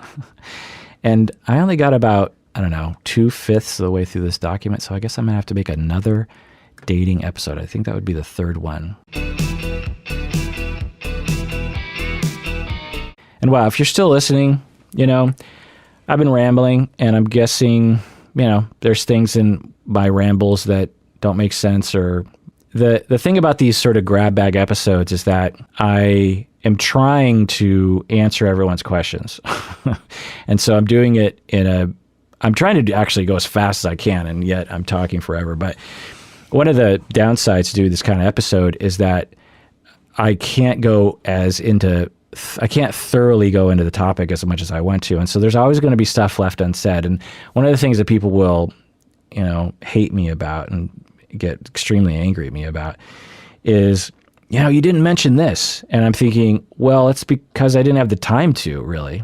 Now, sometimes it's like, yeah, I probably should have mentioned that at the very beginning. But a lot of times it's like, well, yeah, that sort of episode, it wasn't really expected. I was, one of my favorite things to do is, when I pick a topic like attachment theory, is to spend 6 months investigating every possible angle. And, that's why those deep dives end up being so long, is because I don't want to leave any rock unturned. I want to read every article I can, every book I can. I want to have every angle of this covered. And then I feel satisfied. So, I feel just as unsatisfied sometimes by grab bag episodes, but I do the grab bag episodes for two main reasons. One is that for a lot of people, they really like the sort of, I'm calling them grab bag, but many topics in one episode, many emails in one episode. I didn't used to do this very often, and I sent out a survey. I've actually sent out a few surveys to listeners, and one of the most popular episodes was these email episodes. I was like, oh, that's weird, because I always kind of felt like those were too fast to be that enjoyable. But a lot of people are like, oh yeah, I really love those ones. Okay. And then the other reason why I do it is because a lot of people are emailing me questions these days, and I feel really bad that I can't answer all of them. There was a time when I could answer not only over email, but I could also answer on the podcast every single email that came to me. There were years that I had this podcast where that was true. There were, in the beginning years, if I got any email, I was like, oh my God, someone emailed me. So I still have that kind of mentality of like, if someone emails me a question, I have to answer it on air. Now, I'm not doing that so much anymore, and I just can't. It just would be too many episodes, I suppose. There's not enough hours in the day for me to do that. But I still kind of have that attitude. So that's just another reason why I do these episodes, which means that I can't go into full detail on every single topic, which bums me out and probably can be bothersome, to some people. It's like, oh, well, he dipped into the issue of disability and dating, but he really didn't go in. He should have gone into it more. And then people say, well, you should have someone on the show to talk about it. And, I'm working on that. But a little peek behind the curtain on that one is when I set up an interview with anyone, and I've done them. I've been doing this podcast 12.5 years. I've had, hundreds of guests on the show. It is a process, my friend. Having people on here. I mean, I have lawyers now that say you got to get people to sign disclaimers because of this and that, and because it's a pandemic, we have to do it remotely, which really increases the technical side of things. I mean, before every single interview that you hear me do, I'm probably spending 45 minutes just being someone's IT person, meaning we get on Zoom or some video chatting thing, and I'm for 45 minutes, I'm like, okay, you're in a room that has too much echo, or you're in a room, you're sitting next to a fan. That's not going to work. Do you have a better microphone? There's echo. You have to get headphones. Your internet connection is too slow. Can you find a better internet? And of course they're mortified, right? They're just like, oh, I'm so sorry, I'm wasting your time. And I'm like, well, you kind of are. Because I send this long, because I've learned, I send them this long email, like, make sure you do all these things, and like they almost never do it, because most people just aren't really tech oriented like that. They're just used to sitting down in front of their laptop and doing it. But if you do that, it runs the risk of it being an almost unlistenable podcast. And I've done that, actually. That's the other thing is, I'll spend weeks setting up an interview, we'll record it, it'll go horribly wrong, either with technology or just the interview will just be terrible, or the sound quality will just be horrendous, that I just throw it out. And it's just wasted time, wasted my time, wasted their time. The other thing is that not everyone is great on audio. Some people speak with a lot of ums and a lot of pauses and a lot of confusion, and I never know if they're going to be that way too. And I only have so many hours in the day. But man, if I had it my way, I would interview so many people. Some of our best episodes have been interviewing people. We did an episode not too long ago with someone on the autism spectrum, and I really enjoyed that. I learned a lot, and I know a lot of listeners did too. And so, I'm going to do that, but I just want people to know that it's a lot easier said than done. And unless you're a producer of a radio show or a podcast, you might not fully appreciate just how much work has to go in to producing a listenable episode in which I interview someone that I don't know very well. Even someone I know well can be kind of a thing. And so, definitely something that I'm going to do, but like I said, it's a lot easier said than done. And I am a part of a whole podcasting world, right? I'm not the only podcast, and I can't be all podcasts for all people. And there are plenty of podcasts where that's all they do is interview people. They have a routine and they have it down, and that's what they do. And my podcast, I've always wanted it to be more of a boutique thing. There are other psychology podcasts out there, like Dr. Dave, the Shrink Rap Radio is one that goes back, before me, actually. It's actually the only other psychology podcast older than me. Because the other when I came on the scene, there were 3 psychology podcasts in English, and 2 of them have died in the time interim years. And Dr. Dave with Shrink Rap Radio is still going strong, and we talk sometimes. We've been on each other's podcasts back in the day, but anyway, he interviews people and he's great at that. And so when I think about sometimes people will say, "Oh, you should interview this person, you should interview that person," I'm like, I want to, I would love to, but maybe that's a better thing for a different podcast. Maybe that's a better thing for Dr. Dave to do, or the various other psychology podcasts that are out there who are doing that kind of stuff.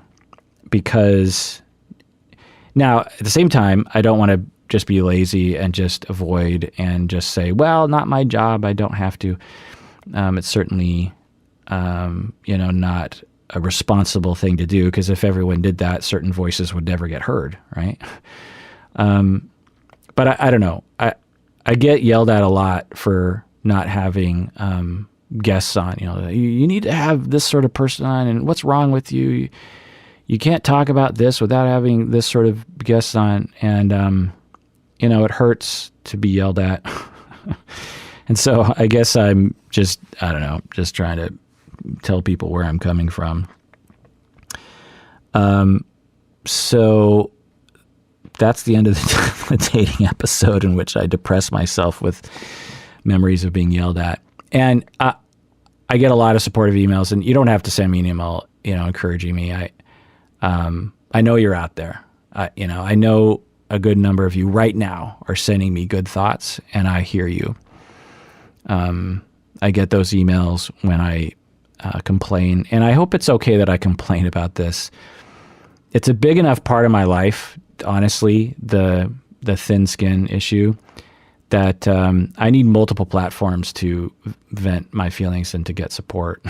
It's really no joke. I'm a very sensitive person, and like Umberto gets negative comments, and it just seems to roll off his back. And in some ways, he seems to thrive on it in some weird way. But for me, man, it keeps me up at night, and it makes it hard to do the podcast sometimes. So I hope in my complaining about having guests on and the trouble it causes me will just, maybe stave off a few of those emails. There's nothing wrong with you saying, hey, maybe have a guest on, but don't say it in a way like, I can't believe you didn't have this person on because you're a piece of crap for not having this sort of person on, which is the sort of emails I get. Anyway, you know what? I feel like I don't want to end on that note, so let's answer another email here. Colin grouped these questions by questions about avoidant dating. All right, so Carla on YouTube said, I violated my partner's trust, and it's brought up their own lifetime trust issues. I have taken responsibility for my bad choice and apologized. How can we move past this conflict without the weight of their past crushing what we have? What are your tips in a long-term relationship with someone who has avoidant attachment? Okay, those are two different questions. But so it sounds like Carla has cheated. Sounds like, Carla, you've cheated on your partner. I don't know, but that's usually what people mean by having a bad choice and violating someone's trust. And you're saying, how can we move past this conflict? Like I've been saying, you don't move past it. You do it. You do the conflict. You do the grief. You do the healing. What you're talking about is recovery from infidelity or recovery from some sort of trust incursion, and that takes a long time. There's a lot of apologizing, a lot of anger, a lot of hurt, a lot of shame, a lot of guilt, a lot of talking, a lot of reassuring. And when you're done with that, then you're done with that. And that could take 5 years, which is no joke. Research shows that one of the most universal things about cheaters is they will say, I had no idea how much negativity and how much pain my partner would go through once they found out that I had cheated on them. It's one of the most universal things about cheaters is that they had no idea how much harm it would cause in their life, a one-night fling or a 3-month emotional affair or something. They just had no idea how much trouble it was going to create in their own lives and other people's lives. And you have to adjust to that. You have to say, okay, I had an unrealistic expectation heading into this resolution phase of my violation of my partner's trust, and I have to adjust that. And what I tell people is, for as long as you are together, you're going to be dealing with this, which is sometimes not true, but often is. It's not uncommon for someone 20 years down the line to have a wave of hurt and anger about an infidelity that happened 20 years prior. And they'll turn to their partner in a healthy way and say, I'm having a tremendous amount of anger at you right now for you cheating on me 20 years ago. And you process that because that's normal. And so you don't move past the conflict, you live in it. It's the consequence of doing bad things. It's the consequence of being deceptive and cheating. It's the consequence of making a bad choice. When we make bad choices, we incur the consequences. And this is the consequence. And that's life. When we make bad choices, we have consequences. And we can't move past them. We can't have a series of bad, and it's not just a bad choice usually. If it's cheating, cheating usually involves thousands of bad choices. Even if it's just one night of infidelity, it was thousands of bad choices. It wasn't just one bad choice. And that's important to recognize, that you didn't just make one choice of like, oops, I made a bad choice, boom, sex. No, it was a mindset that happened probably months, if not years prior. It was flirting. It was taking someone for granted. It was emotions going in different directions. It was lack of awareness. It was making a choice to drink that night when you knew you shouldn't have. It's a whole series of things. Now, you're not supposed to be ashamed of yourself, but you're supposed to recognize that you made those choices and you have to live with the consequences. And someone that you love, that you want to have a relationship with, is hurt and angry and doesn't trust you anymore. And that is life. That's what bad choices do. And it's okay. A lot of people do it. A lot of people cheat. A lot of people make that bad choice. But you made your bed. Now it's time to live in it. And it's not the end of the world. And life is messy. And there's a lot of messy beds in the world.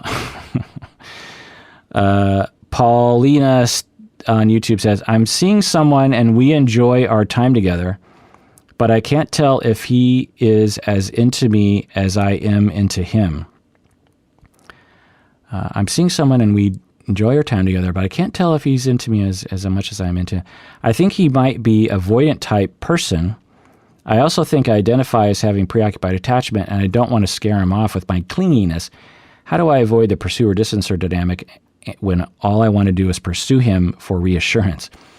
So, one thing, so you say you're preoccupied and this partner might be avoidant. That's not uncommon. Obviously, going to therapy would help. Having other relationships to meet your attachment needs will help. The other thing is just to come clean. And this is, I don't know, it's just my personal style that I kind of live like. I do this in life in a lot of different circumstances. I tend just to be upfront about this sort of thing, but not everyone wants to live this way. But I'm actually wearing the merch. I don't know if you know we have merch, but you can go to Teespring, and one of the first shirts that Stacy, my wife, designed is this shirt that says, let me read it. If being healthy means being corny, then be corny. And there's a big corn in the middle. So, it's along those lines where you might say something like, hey, so I just want to let you know that due to my past relational issues growing up, I have what psychology calls preoccupied attachment, which means that I'm pretty much in a constant state of worrying that people are going to abandon me, whether they are or they aren't. So I will see abandonment signs when they don't necessarily exist. And I frequently am looking and wanting and very desperate for a reassurance that I'm not being abandoned. And I've done it before in dating before, and people will call me clingy or needy or something, and I don't want to do that. And I just want to come clean with you, and I just want you to know that that's my thing, and I'm working on it. I'm going to therapy, but this is probably what's going to happen. And sometimes I might be angry at you when you don't deserve it, which isn't fair to you, and I'll try to own it. And but if you could help me out, if you like me and I like you, but I don't know how you feel about me, but if you like me at all, there are times when I'm going to ask you for reassurance, and if you could reassure me, that would really help me out. And I know we're dating and we don't know each other that well, but I just want you to know that. And I don't want to, in the past, I would try to suppress these feelings, and then I would just get really angry and really resentful, and I would punish people that I was dating when I shouldn't have. And I don't want to do that again. I want to be healthy this time. I want to be upfront. And so I just want to set that stage. And I also, right now, am looking for some reassurance that you like me. You don't have to say you want to spend the rest of your life with me, but I guess I'm just looking for, like, do you like me enough to date me for a little bit more time? Or do you like me? What do you like about me? Laugh about it, make a joke about it, but ask, so that this is my style. You don't have to be that way, but, that I think it's a pretty healthy way. And if the person you're dating is like, whoa, got to run, then, you dodged a bullet on that one. Because to me, if someone said that to me or anyone I knew, I'd be like, holy crap, hold on to that person. That person has a lot of self-awareness and a lot of differentiation. So few people can admit stuff like that. And below, if your dating partner is avoidant, underneath every avoidant person is a preoccupied person. I want everyone to remember this. Avoidant people are not devoid of emotions. They're not devoid of need. Underneath every avoidant attached person is a massively clingy, needy, preoccupied person. They just hide it from others and themselves, but it's down there. It's the same. Preoccupied people just express it. What we're talking about is attachment insecurity. When we have been taught through life that we cannot depend on our attachments, preoccupied people amp up their attachment needs. And avoidant people suppress it, but the attachment needs are still there. So you can, by revealing your preoccupied nature in a differentiated, non-blaming manner, the avoidant person might be like, oh my God, they're speaking my language. I wish I could come clean about how I feel deep down. The avoidant person is deeply, deeply needy. In fact, often more needy than the preoccupied person, because at least the preoccupied person has chances of getting their needs met because they actually chase people and they let people know when they have needs. The avoidant person never does it.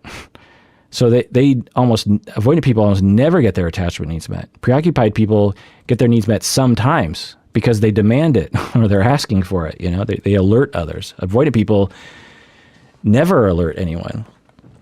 Anyway, another question here. BTS GOT7 of EXO Jams on YouTube says, I don't know the difference between wanting support, asking for help, being too needy, and wanting approval for decisions. How can you know if you have a healthy attachment? Let me read this again.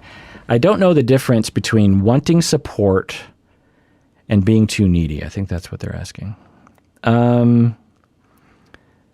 Well, it's an interesting question. Let me think about that for a second. Well, so the thing I'll say, and I've said this before, is that when you have a need, you're not having too many needs because your needs are your needs. And maybe they're coming from a place of trauma, but you have the need. There's no such thing as being too needy. There's only something wrong with being hostile or accusatory about your needs.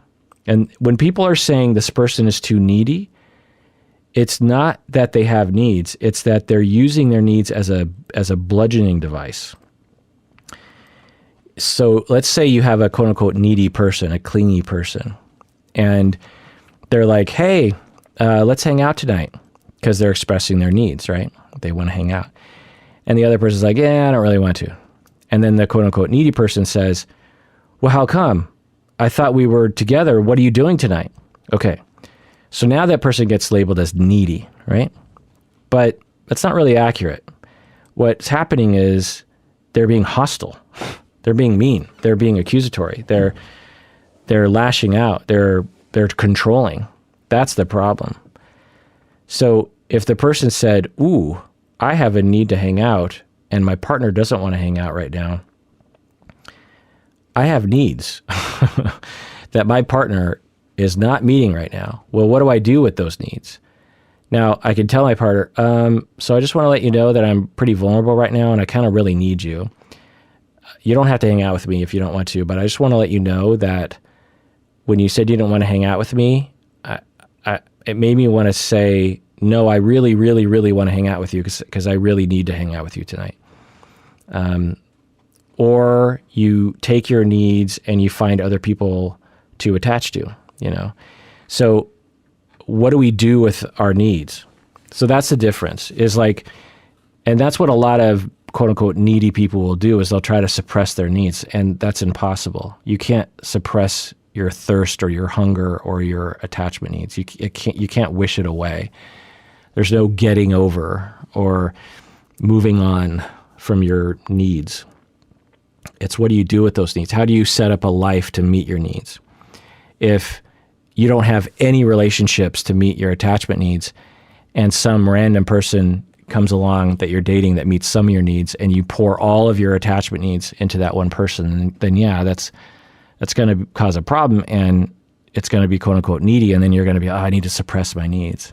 I hope that makes sense. Anyway, last question from user BP on YouTube says, Do you have any tips on dating for someone with avoidant personality disorder? Oh, avoidant personality disorder, not avoidant attachment. Do you have any tips on dating for someone with avoidant? Okay, so maybe BP has avoidant personality disorder, and any tips on dating? Well, you need long-term relational therapy to heal from the traumas that led to avoidant personality disorder. Avoidant personality disorder is not avoidant attachment. Listen to my whole deep dive on avoidant personality disorder, but the central schema of the avoidant personality is, I am deeply flawed, there's something wrong with me, everyone knows it. When that's a distortion. The person is not deeply flawed and no one knows it. No one detects it.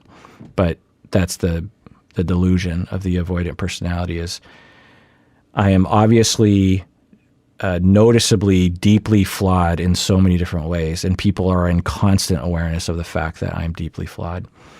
It's sort of like, you can consider it a very extreme version of social anxiety. But anyway, tips on dating. Well, obviously recovering from your avoidant personality, emotional regulation, schema change, and corrective experiences and therapy to make it so that you don't have the schema of deeply flawedness anymore. Trying to, date unrecovered from avoidant personality would be really hard, because you're going to be in a constant state of, while dating, you're going to be in a constant state of like, this person knows I'm deeply flawed, and that is not going to work well when you're trying to date. So now you don't have to recover entirely from avoidant personality, but you have to have a pretty robust therapeutic system in place because dating is hard for people without avoidant personality, right? So that's what I'll say to that. All right. That does it for that episode. Long episode. And I got, like I said, about halfway through the doc, and so I have to do another one of these, which will be fun. This is kind of interesting. Everyone out there, please take care of yourself, really, please, and take care of others. Date when you want to. Enjoy the moment because you deserve it. You really, really do.